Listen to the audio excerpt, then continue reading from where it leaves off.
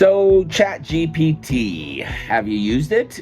Did you know there's a paid version? And thanks for joining me. I'm Todd Clough, and these are my Clough's Notes as I kind of take you on the quick journey of this exploration I started back in October of just what is AI and what might it be for education and everything.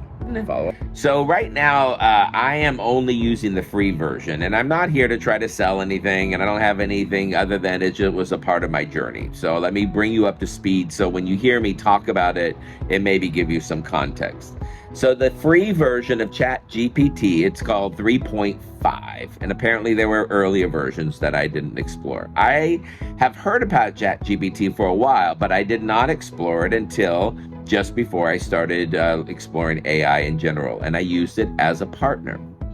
Thing to keep in mind with ChatGPT 3.5, it is text only. You cannot upload pictures, you cannot upload PDFs. That's not what this is for. It's text only. So think about whatever you might text a friend and they would write back, and it may format it like in a little chart format, but it's all sort of text only.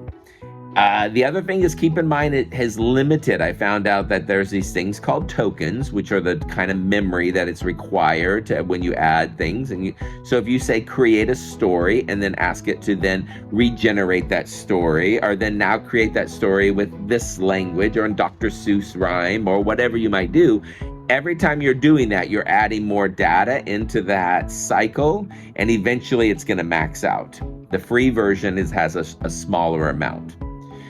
The other thing is, I don't know where that data goes, so be careful about what data you put out there, especially if you're in education or if you're putting private information out there. Be careful, because I don't know what happens to that. So I highly recommend that you don't just flippantly throw your data out there, or student data, or you throw anything out there that you're not sure where the firewalls are of what happens to that data.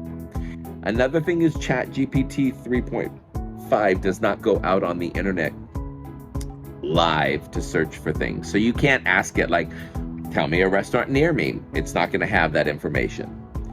It is just using the intelligence it got up to a certain point in time when it uploaded things from the internet. And now it will now be a thought partner as you go through this. And thanks for joining me. I'm Todd Clough, and these are my Clough's Notes. What is AI and what might it be for education and everything? Follow along.